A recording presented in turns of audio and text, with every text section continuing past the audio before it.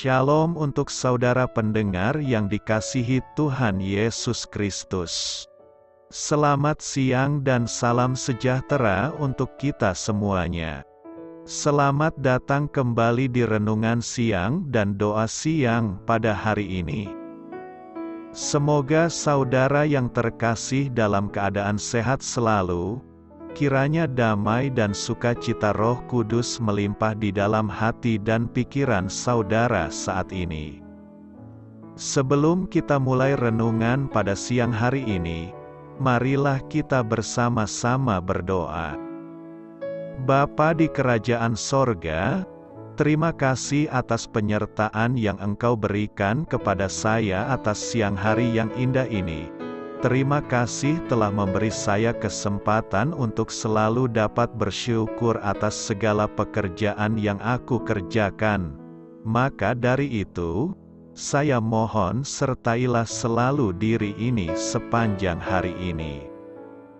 Terima kasih atas berkat Tuhan hingga saat ini aku masih bisa merasakan kebaikan Tuhan dan buatlah agar bibirku selalu mengucap syukur kepadamu. Tuhan Yesus Kristus, terima kasih pada saat ini saya masih bisa bekerja. Tuhan, saat ini saya akan memulai pekerjaan saya. Berkatilah pekerjaan ini dan sertailah sepanjang saya selama bekerja pada hari ini, agar menjadi berkat bagiku, bagi keluargaku dan juga tempat saya bekerja. Berkati seluruhnya di siang hari ini agar berjalan dengan baik dan menjadi berkat untuk kami jalani bersama dengan anak Tuhan yang lainnya. Dalam nama Tuhan Yesus, aku berdoa. Amin. Sahabat saudara rohani, pembacaan ayat emas Alkitab renungan kita siang hari ini. Nats bacaan kita siang hari ini adalah, aku sekali-kali tidak mau bermegah, selain dalam salib Tuhan kita Yesus Kristus. Tertulis di dalam kitab Galatia 6 ayat 14, bacaan kita pada siang ini terambil dari kitab 1 Korintus 1 ayat 18 sampai dengan ayat 25. Sebab pemberitaan tentang salib memang adalah kebodohan bagi mereka yang akan binasa. Tetapi bagi kita yang diselamatkan pemberitaan itu adalah kekuatan Allah. Karena ada tertulis, aku akan membinasakan hikmat orang-orang berhikmat dan kearifan orang-orang bijak akan kulenyapkan. Di manakah orang yang berhikmat, di manakah ahli Taurat? Di manakah pembantah dari dunia ini? Bukankah Allah telah membuat hikmat dunia ini menjadi kebodohan?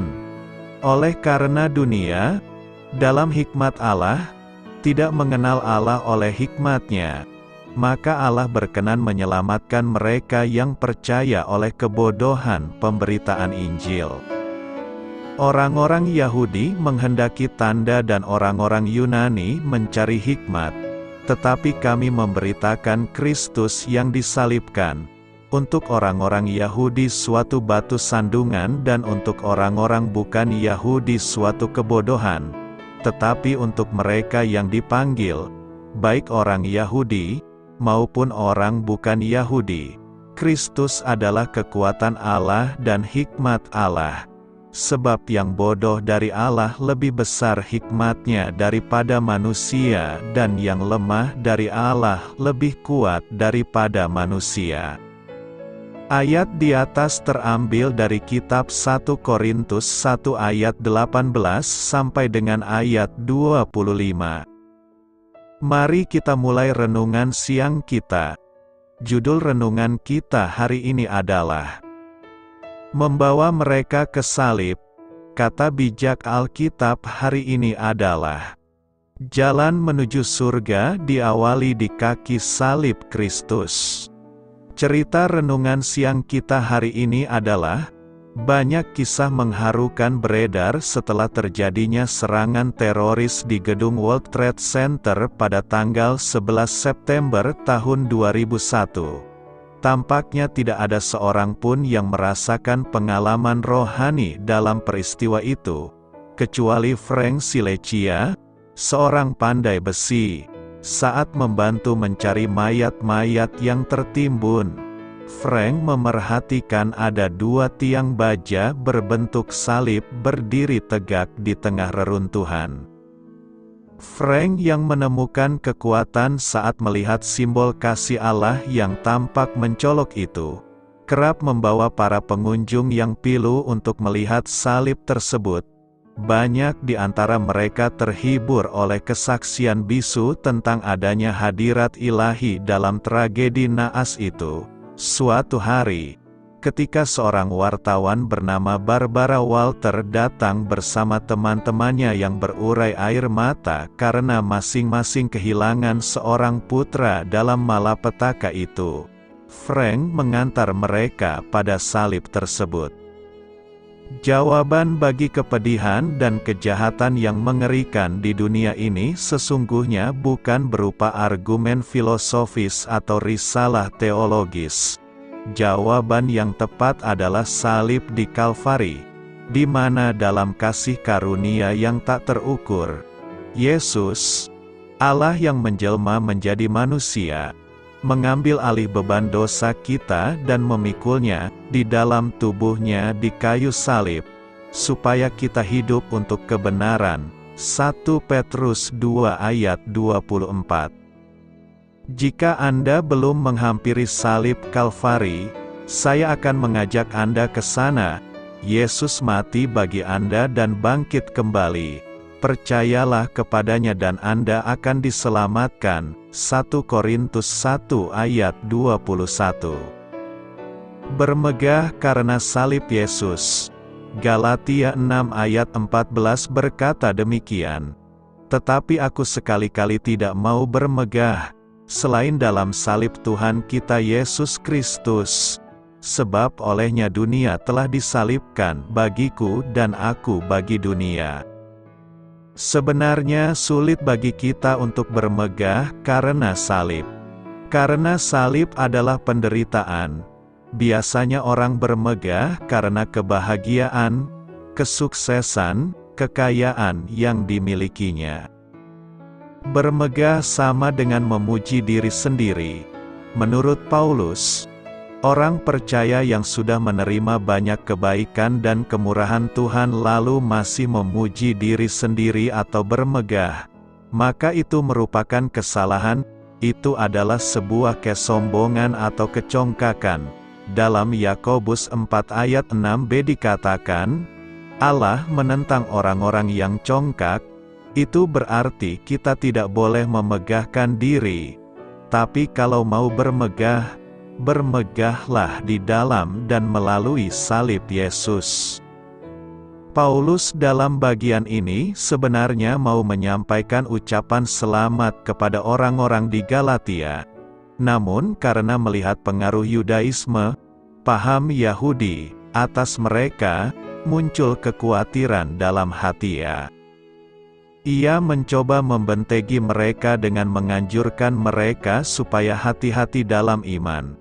Orang-orang Kristen yang masih terikat tradisi Yahudi memakai sunat sebagai topeng supaya lolos dari kutuk salib.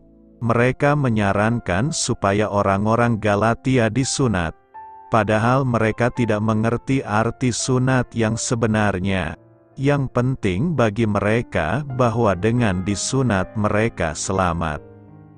Oleh karena itu, Paulus menekankan agar orang-orang Galatia tahu siapa Kristus dalam hidup mereka. Kalau mereka mau bermegah, bermegahlah karena salib Kristus. Dengan jalan salib kita telah menerima hidup berharga dari Allah. Soal bersunat atau tidak bersunat bukanlah hal yang penting dalam kehidupan di dalam Kristus. Melainkan yang penting adalah terwujudnya ciptaan baru dalam terang keselamatan Allah yang mempunyai masa depan. Bagi mereka yang hidup dengan pedoman ini, Paulus memohonkan berkat Allah. Ini merupakan gambaran bahwa mengikuti perintah Allah dalam Yesus Kristus, maka berkat-berkat-Nya akan tercurah dengan melimpah dalam hidup kita. Nas hari ini hendak mengajarkan pada kita agar orang percaya tak sepatutnya bermegah atau membangga-banggakan diri tentang hal-hal yang lahiriah atau materi. Kepada jemaat di Galatia, Rasul Paulus menegaskan bahwa ia sekali-kali tidak mau bermegah selain di dalam Tuhan. Kita bermegah di dalam Tuhan karena status kita sebagai ciptaan baru di dalam Kristus. Jadi siapa yang ada di dalam Kristus, ia adalah ciptaan baru. Yang lama sudah berlalu, sesungguhnya yang baru sudah datang. Maka dari itu, bersunat atau tidak bersunat tidak ada artinya, tetapi menjadi ciptaan baru, itulah yang ada artinya. Apakah kita benar-benar sudah mengalami kelahiran baru di dalam Kristus? Timbul pertanyaan kita, mengapa Paulus dapat bermegah hanya dalam salib Yesus?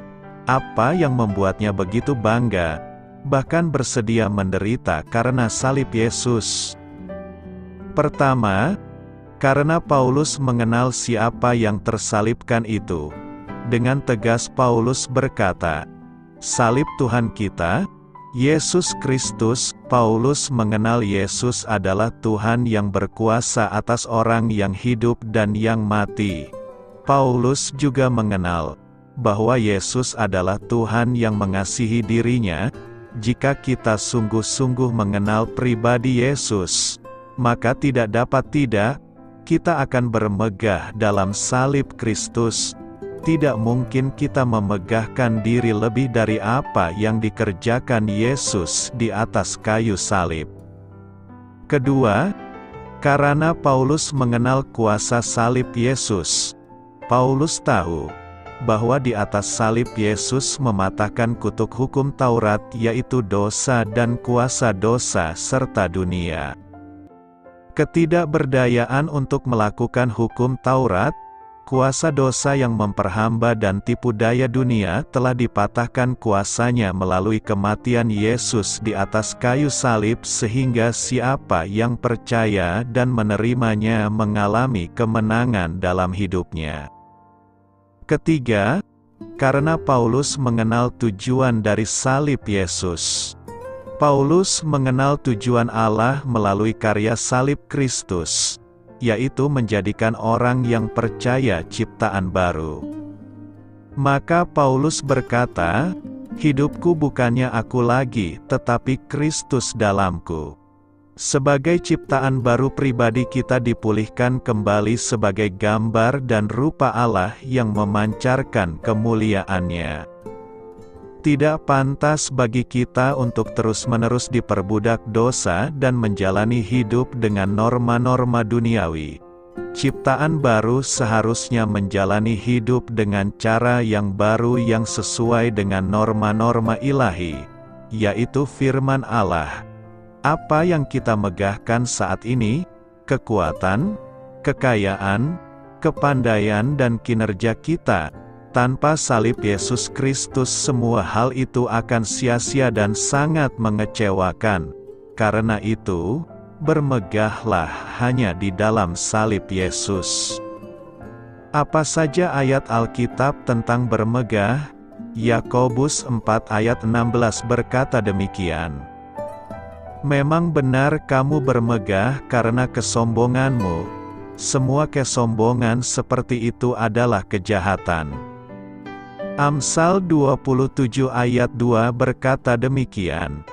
Biarlah orang lain memuji engkau, dan bukan mulutmu sendiri, orang asing, dan bukan bibirmu sendiri. Yeremia 9 ayat 23 berkata demikian.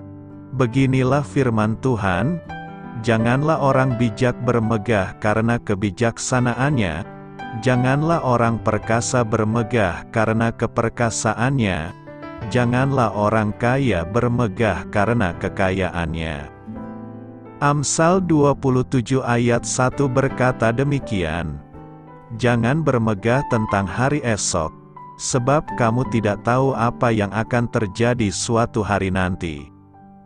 1 Korintus 4 ayat 7 berkata demikian, sebab siapakah yang melihat ada sesuatu yang berbeda pada kamu?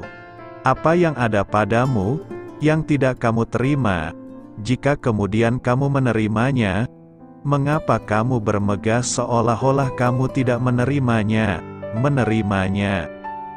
Mazmur 94 ayat 4 berkata demikian, mereka melontarkan kata-kata arogannya, semua pelaku kejahatan bermegah.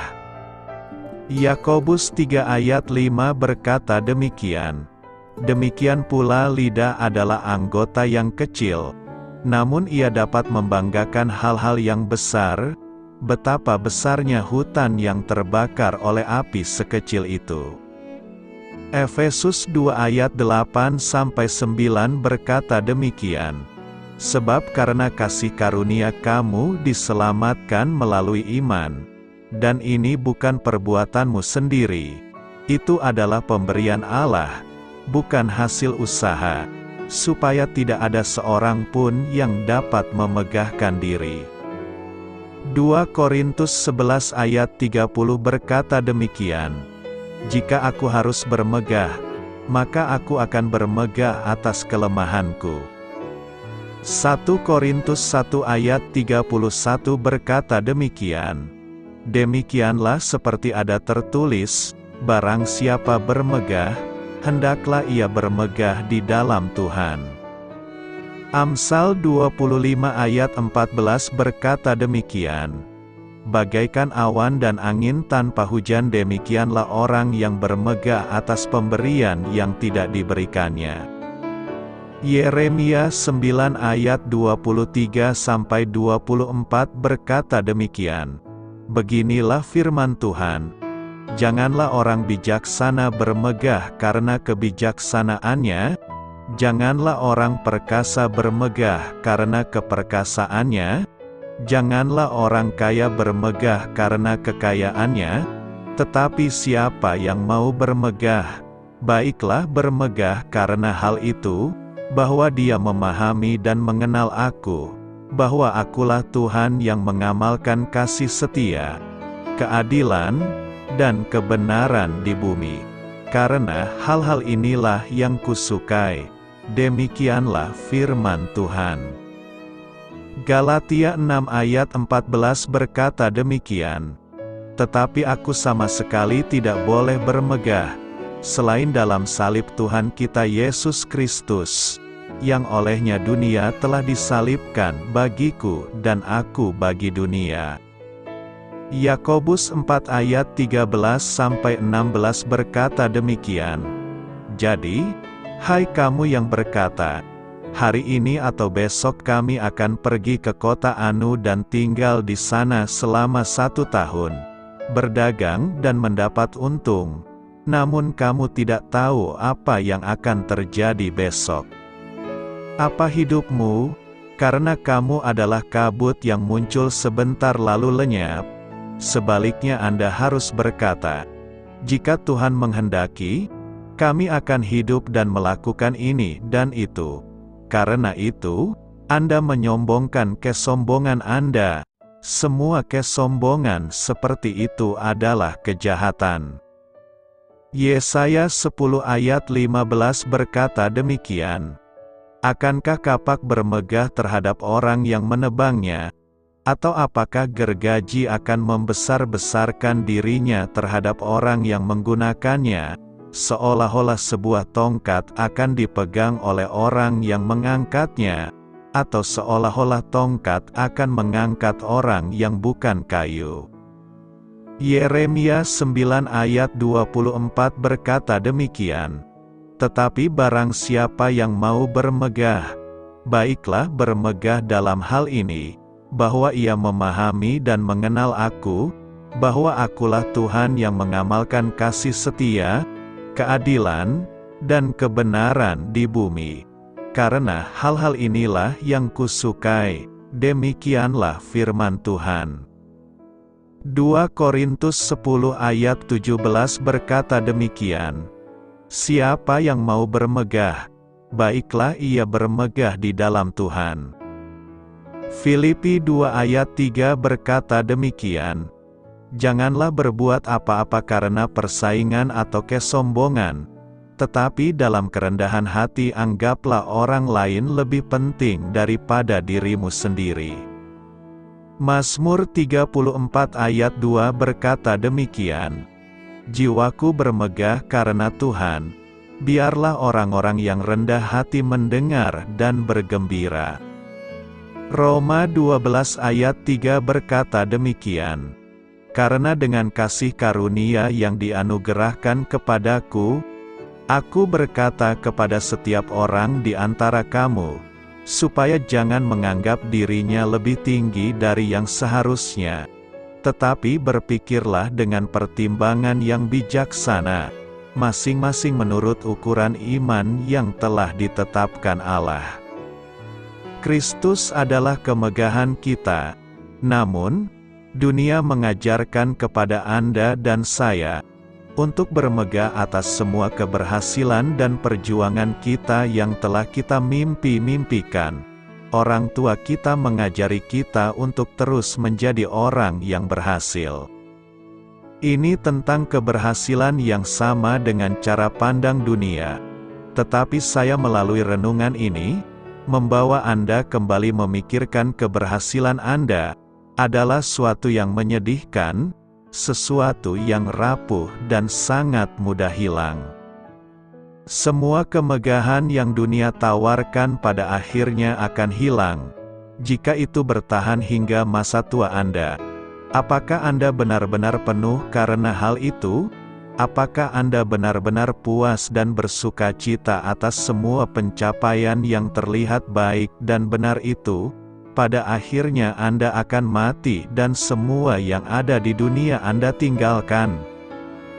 Ketika saya melihat kedalaman diri saya, ketika saya memikirkan semua pencapaian yang baik dan indah berdasarkan cara pandang dunia, maka saya hanya menemukan kegelapan dan rasa sedih yang mendalam.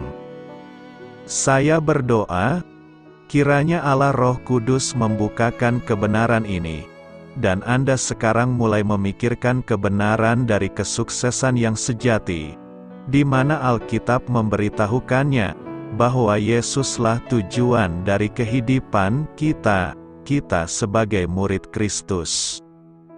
Bahwa kemegahan sejati, merupakan apa yang Kristus lakukan di atas kayu salib, jadi bukan keberhasilan kita yang kita rayakan, tetapi keberhasilan Kristus yang telah disalibkan dan bangkit.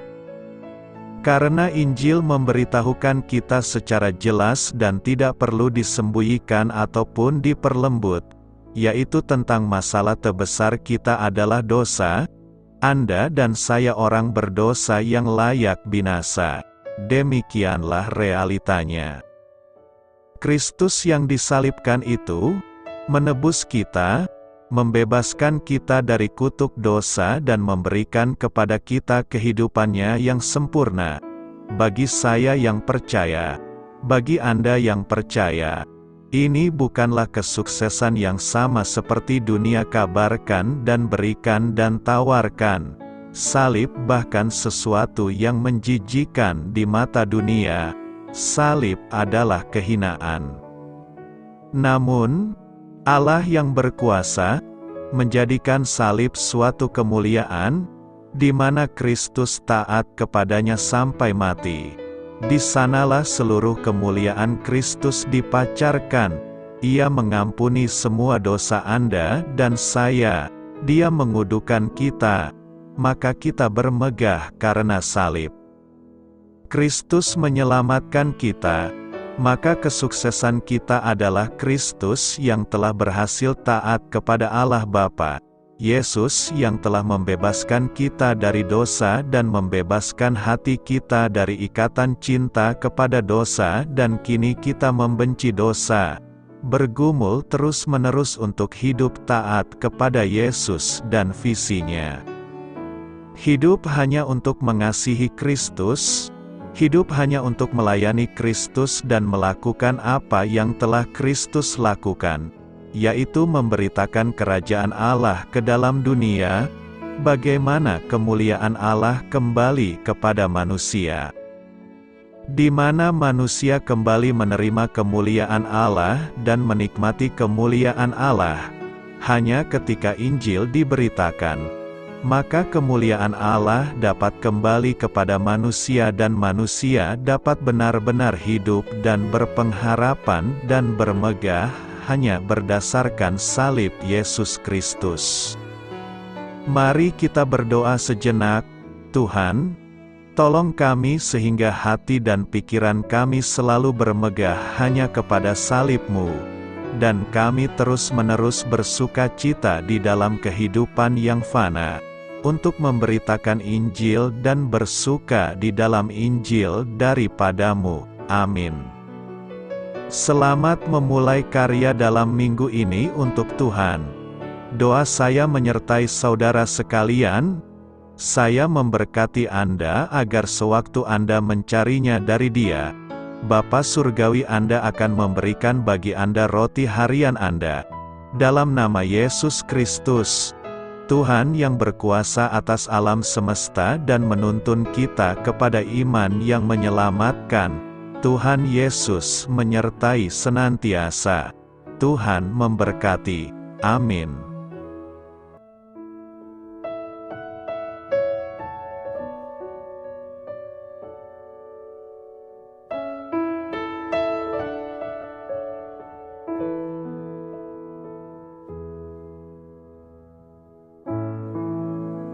Demikianlah renungan firman Tuhan pada siang hari ini. Semoga menjadi kekuatan di dalam hidup kita dan menjadikan kita pribadi yang lebih sukses. Sebelum kita memulai aktivitas hari ini, marilah kita berdoa. Bapa kami yang ada di sorga, terima kasih atas kasih dan kebaikan Tuhan yang begitu besar buat kami. Tuntunlah perbuatanku agar di sepanjang hari ini saya bisa bekerja sebaik-baiknya, tidak pernah jemu menolong sesama, selalu ramah dan tahu terima kasih, menghayati iman dan mengamalkannya dengan sekuat tenagaku. Semua ini saya sampaikan kepadamu, dengan pengantaraan Kristus, Tuhan kami.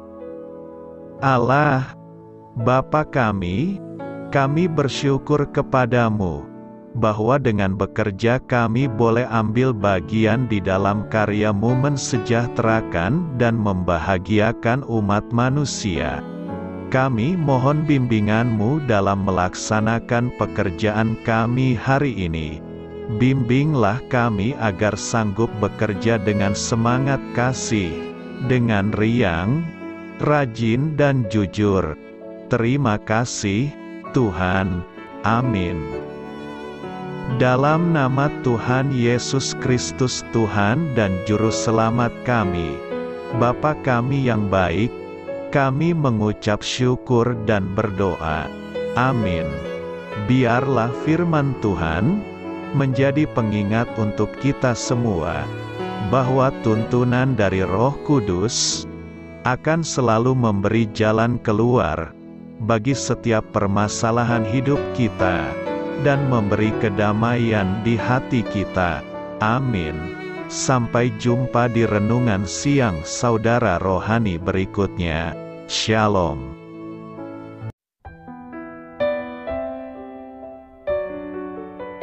Halo untuk semua pendengar saudara rohani yang terkasih di dalam nama Tuhan Yesus Kristus dimanapun berada. Mari dukung kami, tim redaksi Renungan Harian Saudara Rohani dengan cara memberikan bantuan, kritik dan masukan. Saudara dapat memberikan masukan melalui kolom komentar di bawah atau mengirim kepada kami langsung melalui email yang tertera di layar Anda, saudararohani@gmail.com. Jika saudara terberkati melalui renungan ini, saudara dapat mendoakan kami dan memberikan bantuan lainnya dengan mengirim email kepada kami.